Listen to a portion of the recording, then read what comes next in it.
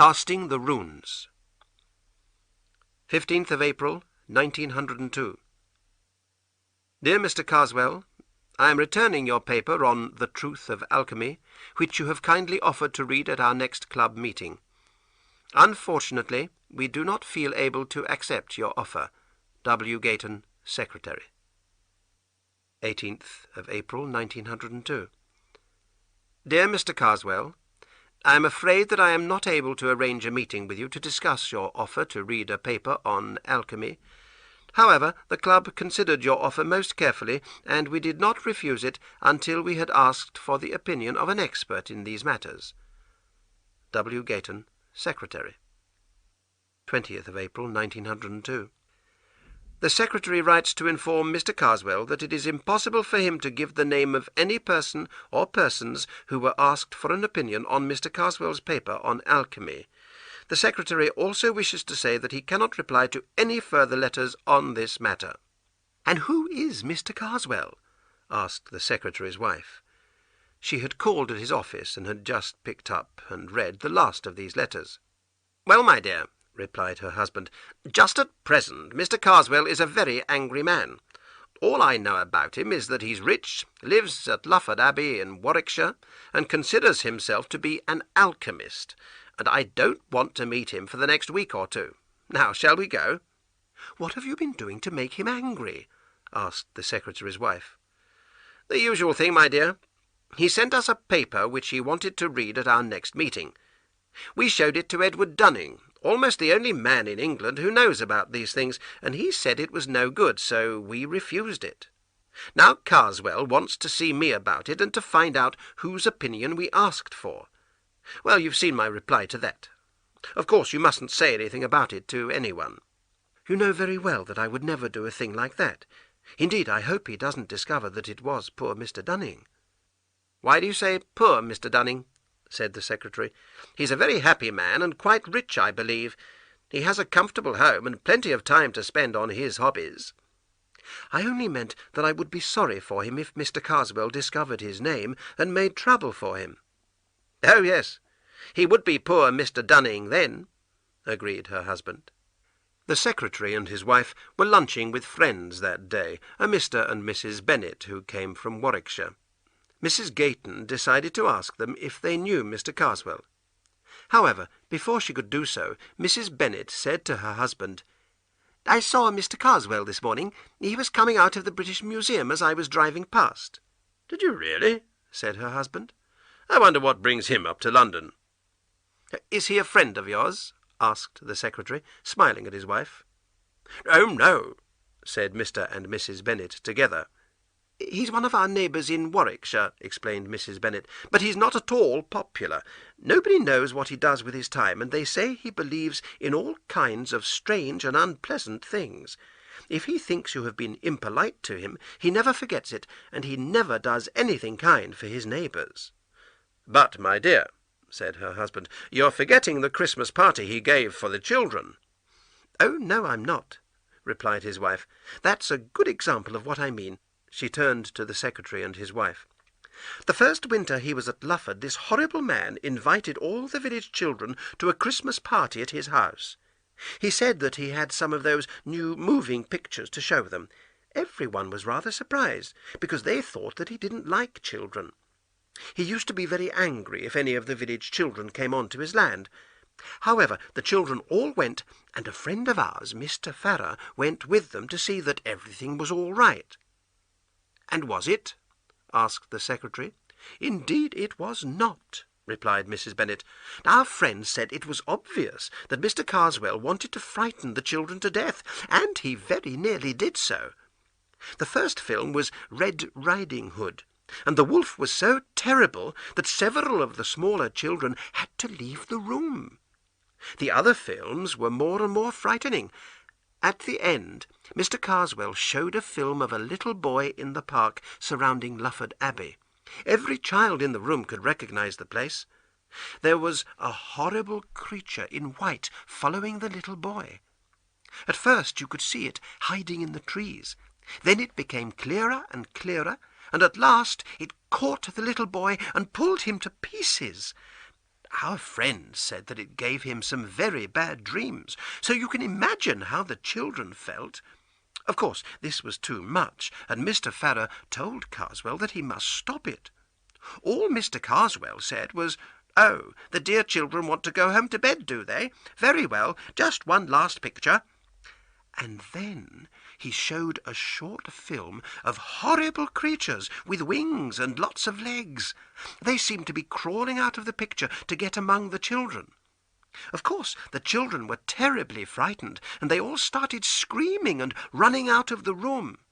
Some of them were quite badly hurt, because they were all trying to get out of the room at the same time. There was the most awful trouble in the village afterwards. Several of the fathers wanted to go to Lufford Abbey and break all the windows, but the gates were locked when they got there. So you see why Mr. Karswell is not one of our friends. "Yes," agreed her husband. "I think Karswell is a very dangerous man.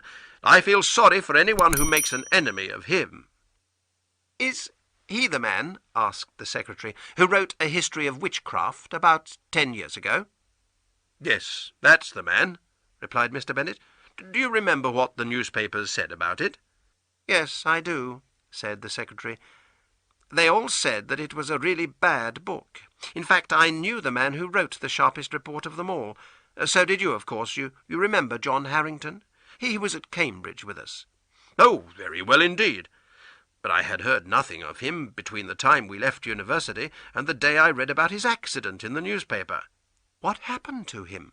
asked one of the ladies. "Oh, it was very strange," said Mr. Bennet. "He fell out of a tree and broke his neck. The mystery was why he had climbed the tree in the first place. There he was, an ordinary man, walking home along a country road late one evening, and suddenly he began to run as fast as he could. Finally he climbed up a tree beside the road.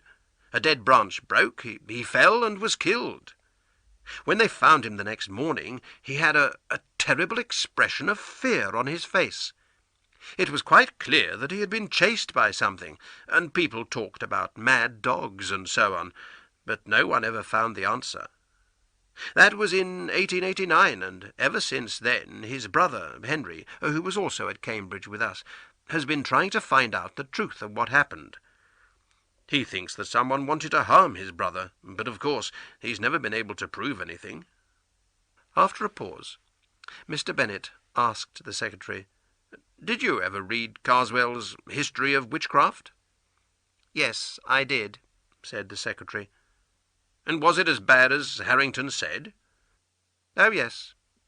It was badly written, but what it said was very bad too, although Karswell seemed to believe every word of what he was saying." "I didn't read the book, but I remember what Harrington wrote about it," said Mr. Bennet. "If anyone wrote like that about one of my books, I would never write another, I'm sure." "I don't think Karswell feels the same way," replied the secretary. "But it's 3:30. We must go. Thank you for an excellent lunch." On the way home, Mrs. Gayton said, "I hope that horrible man Karswell doesn't discover that it was Mr. Dunning who said his paper was no good." "I don't think he's likely to do that," replied her husband. "Dunning won't tell him, and neither shall I. The only way Karswell might find out is by asking the people at the British Museum Library for the name of anyone who studies all their old books about alchemy. Let's hope he won't think of that." But Mr. Karswell was a very clever man. One evening, later in the same week, Mr. Edward Dunning was returning from the British Museum Library, where he had been working all day, to his comfortable home. He lived alone there, except for the 2 women who cooked and cleaned for him. A train took him most of the way home. Then he caught a bus for the last mile or 2. He had finished reading his newspaper by the time he got on the bus, so he amused himself by reading the different notices on the windows opposite him.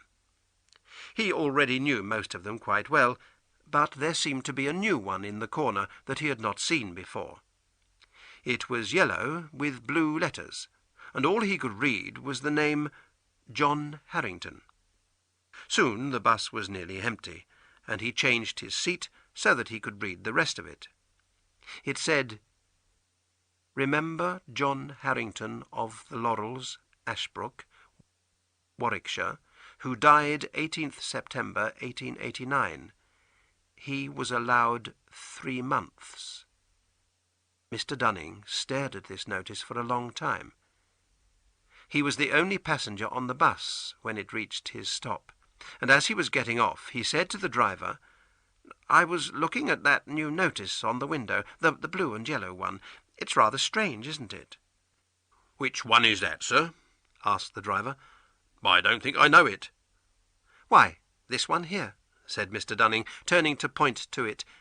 Then he suddenly stopped. The window was now quite clear.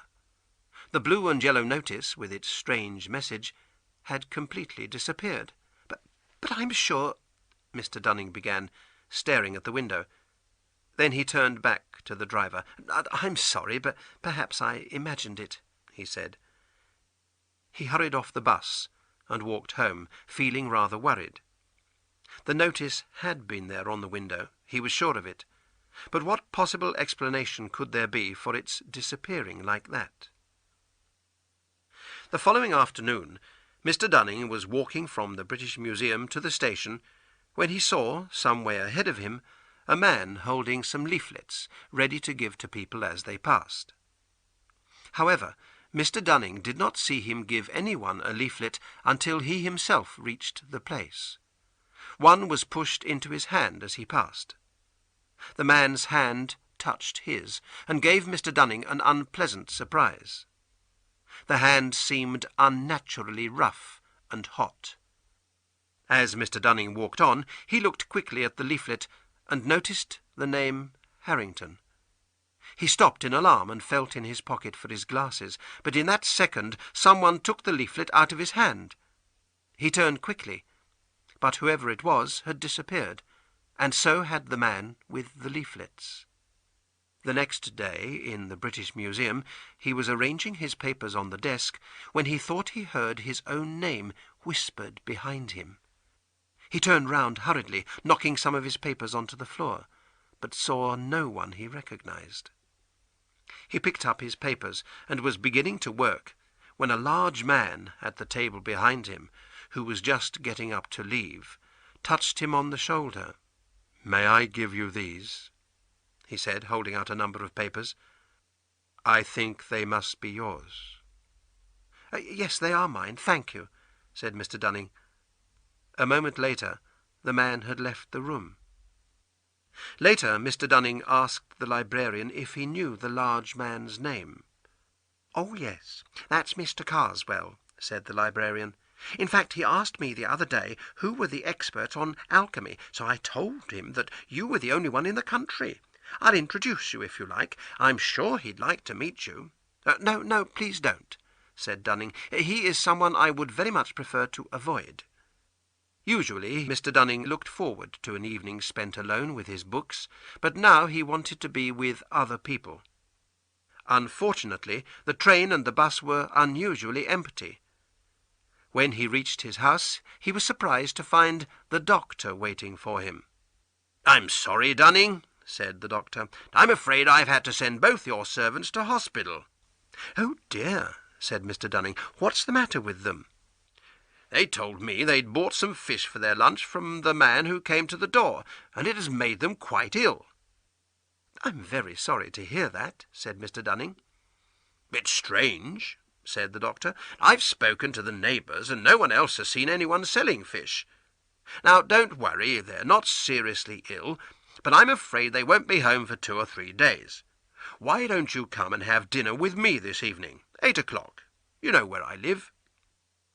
Mr. Dunning enjoyed his evening with the doctor, and returned to his lonely house at 11:30.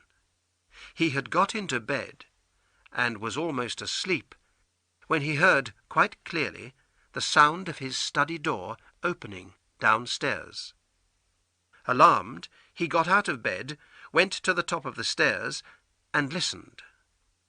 There were no sounds of movements or footsteps, but he suddenly felt warm, even hot air around his legs. He went back and decided to lock himself into his room, and then suddenly the electric lights all went out. He put out his hand to find the matches on the table beside the bed, and touched a mouth, with teeth and with hair around it, and not, he said later, the mouth of a human being. In less than a second he was in another room and had locked the door, and there he spent a miserable night, in the dark, expecting every moment to hear something trying to open the door. But nothing came. When it grew light, he went nervously back into his bedroom and searched it. Everything was in its usual place. He searched the whole house, but found nothing. It was a miserable day for Mr. Dunning. He did not want to go to the British Museum in case he met Karswell, and he did not feel comfortable in the empty house. He spent half an hour at the hospital, where he found that the two women were feeling much better. Then he decided to go to the club for lunch. There he was very glad to find his friend the secretary, and they had lunch together. He told Gayton that his servants were in hospital, but he was unwilling to speak of his other problems. "You poor man," said the secretary. "We can't leave you alone with no one to cook your meals. You must come and stay with us. My wife and I will be delighted to have you. Go home after lunch and bring your things to my house this afternoon. No, I won't let you refuse." In fact, Mr. Dunning was very happy to accept his friend's invitation. The idea of spending another night alone in his house was alarming him more and more. At dinner that evening, Mr. Dunning looked so unwell that the Gaytons felt sorry for him and tried to make him forget his troubles. But later, when the two men were alone, Dunning became very quiet again. Suddenly he said, "Gayton, I think that man Karswell knows that I was the person who advised you to refuse his paper." Gayton looked surprised. "What makes you think that?" he asked. So Dunning explained. "I don't really mind," he continued, "but I believe that he's not a very nice person, and it could be difficult if we met." After this, Dunning sat in silence, looking more and more miserable. At last Gayton asked him if some serious trouble was worrying him. "Oh, I'm so glad you asked," said Dunning. "I feel I really must talk to someone about it. Do you know anything about a man named John Harrington?" Very surprised, Gayton could only ask why he wanted to know. Then Dunning told him the whole story of the notice in the bus, the man with the leaflets, and what had happened in his own house. He ended by asking again if Gayton knew anything about John Harrington. Now it was the secretary who was worried, and did not quite know how to answer. His friend was clearly in a very nervous condition, and the story of Harrington's death was alarming for anyone to hear.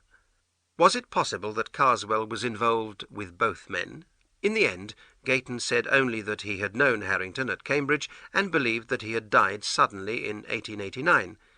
He added a few details about the man and his books. Later, when they were alone, the secretary discussed the matter with his wife. Mrs. Gayton said immediately that Karswell must be the link between the two men, and she wondered if Harrington's brother, Henry, could perhaps help Mr. Dunning.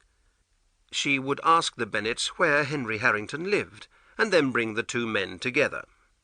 When they met, the first thing Dunning told Henry Harrington was of the strange ways in which he had learnt his brother's name. He described his other recent experiences, and asked Harrington what he remembered about his brother before he died. "Well, John was in a very strange condition for some time before his death, it's true," replied Henry Harrington. "Among other things, he felt that someone was following him all the time. I'm sure that someone was trying to harm him, and your story reminds me very much of the things he experienced. Could there be any link between you and my brother, do you think?" "Well," replied Dunning, "there is just one thing. I'm told that your brother wrote some very hard things about a book not long before he died, and as it happens, I too have done something to annoy the man who wrote that book." "Don't tell me his name is Karswell," said Harrington. "Why, yes, it is," replied Dunning. Henry Harrington looked very serious. "Well, that is the final proof I needed," he said. "Let me explain. I believe that my brother John was sure that this man Karswell was trying to harm him. Now, John was very fond of music. He often went to concerts in London, and always kept the concert programmes afterwards. About 3 months before he died, he came back from a concert and showed me the programme. "I nearly missed this one," he said. "I couldn't find mine at the end of the concert, and was looking everywhere for it. Then my neighbour offered me his, saying that he didn't need it any more. I don't know who he was. He was a very large man. Soon after this, my brother told me that he felt very uncomfortable at night. Then, one evening, he was looking through all his concert programmes when he found something strange in the programme that his larger neighbour had given him. It was a thin piece of paper with some writing on it, not normal writing. It looked to me more like runic letters in red and black. Well, we were looking at this and wondering how to give it back to its owner when the door opened and the wind blew the paper into the fire. It was burnt in a moment." Mr. Dunning sat silent as Harrington paused. "Now," he continued, "I don't know if you ever read that book of Karswell's, the History of Witchcraft, which my brother said was so badly written." Dunning shook his head. "Well," Harrington went on, "after my brother died, I read some of it. The book was indeed badly written, and a lot of it was rubbish. But one bit caught my eye. It was about casting the runes on people in order to harm them, and I'm sure that Karswell was writing from personal experience.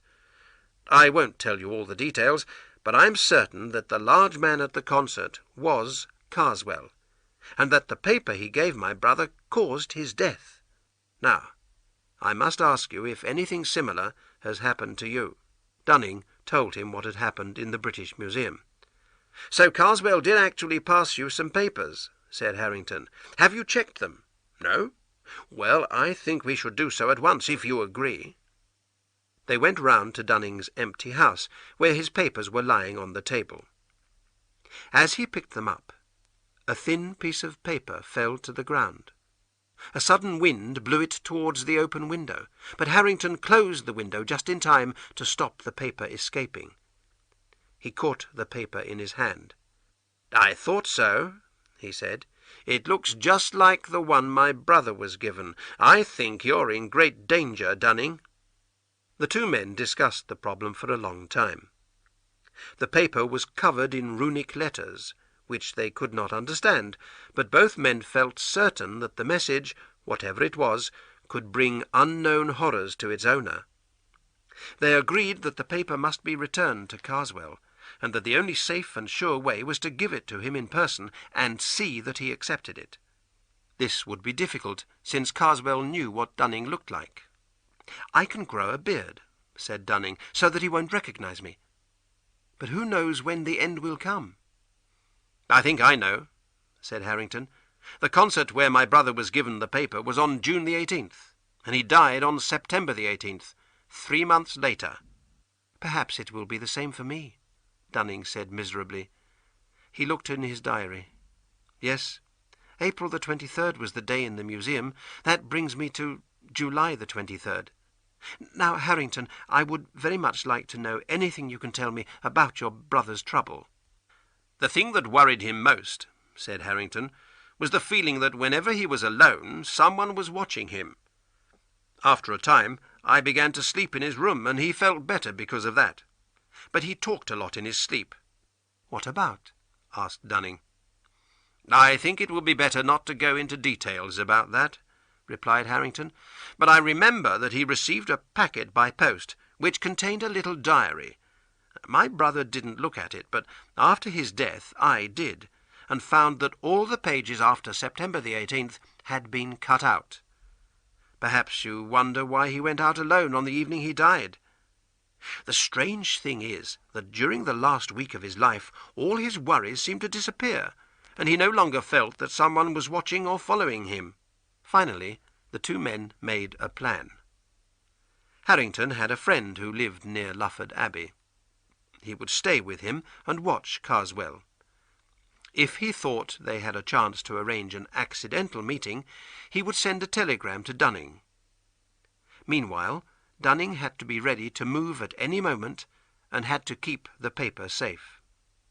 Harrington went off to his friend in Warwickshire, and Dunning was left alone. He found waiting very hard, and was unable to work or to take any interest in anything. He felt that he was living in a black cloud that cut him off from the world. He became more and more worried as May, June, and the first half of July passed with no word from Harrington. But all this time Karswell remained at Lufford Abbey. At last, less than a week before July the 23rd, Dunning received a telegram from his friend. "Karswell is leaving London for France on the boat train on Thursday night. Be ready. I will come to you tonight. Harrington." When he arrived, the two men made their final plan. The boat train from London stopped only once before Dover, at Croydon West. Harrington would get on the train in London and find where Karswell was sitting. Dunning would wait for the train at Croydon West, where Harrington would look out for him. Dunning would make sure that his name was not on his luggage, and, most importantly, must have the paper with him. On Thursday night, Dunning waited impatiently for the train at Croydon West. He now had a thick beard, and was wearing glasses, and felt sure that Karswell would not recognize him. He noticed that he no longer felt himself to be in danger, but this only made him worry more, because he remembered what Harrington had said about his brothers last week.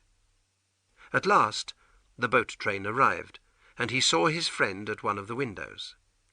It was important not to show that they knew each other, so Dunning got on further down the train, and slowly made his way to the right compartment. Harrington and Karswell were alone in the compartment, and Dunning entered and sat in the corner furthest from Karswell. Karswell's heavy travelling coat and bag were on the seat opposite him, and next to where Dunning was now sitting.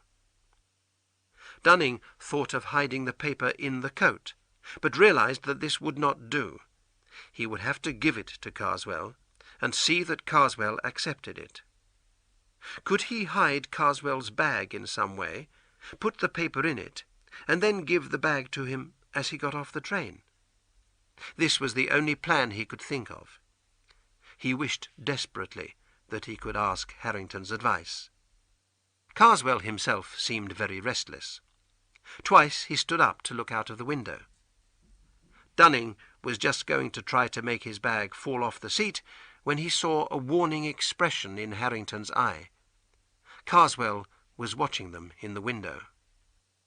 Then Karswell stood up a third time, opened the window, and put his head outside. As he stood up, something fell silently to the floor, and Dunning saw that it was a thin wallet containing Karswell's tickets. In a moment Dunning had pushed the paper into the pocket at the back of the wallet. Just then the train began to lose speed as it came into Dover station, and Karswell closed the window and turned round. "May I give you this, sir? I think it must be yours," said Dunning, holding out the wallet. "Oh, thank you, sir," replied Karswell, checking that they were his tickets. Then he put the wallet into his pocket. Suddenly the compartment seemed to grow dark and very hot, but already Harrington and Dunning were opening the door and getting off the train. Dunning, unable to stand up, sat on a seat on the platform, breathing deeply, while Harrington followed Karswell the little way to the boat. He saw Karswell show his ticket to the ticket collector and pass on to the boat. As he did so, the official called after him, "Excuse me, sir, has your friend got a ticket?" "What do you mean, my friend?" shouted Karswell angrily. "Sorry, sir, I thought there was someone with you," apologized the ticket collector. He turned to another official beside him. "Did he have a dog with him or something? I was sure there were two of them." 5 minutes later there was nothing except the disappearing lights of the boat, the night wind, and the moon. That night the two friends sat up late in their room in the hotel. Although the danger was past, a worry remained. "Harrington," Dunning said, "I'm afraid we have sent a man to his death." "He murdered my brother," replied Harrington, "and he tried to murder you. It is right that he should die." "But don't you think we should warn him?" asked Dunning. "How can we?" replied his friend. "We don't know where he's going." "He's going to Abbeville," said Dunning. "I saw it on his ticket. Today is the 21st. We could send a telegram in the morning to all the main hotels in Abbeville saying, 'Check your ticket wallet, Dunning.' Then he would have a whole day." After a pause, Harrington agreed. "I see it would make you feel happier," he said, "so we'll warn him." The telegrams were sent first thing in the morning, but no one knows if Karswell received any of them. All that is known is that on July the 23rd, a man was looking at the front of a church in Abbeville when a large piece of stone fell from the roof and hit him on the head, killing him immediately. The police reported that nobody was on the roof at the time. From papers found on the body, they discovered that the dead man was an Englishman named Karswell. Some months later, Dunning reminded Harrington that he had never told him what his brother had talked about in his sleep, but Harrington had only said a few words when Dunning begged him to stop.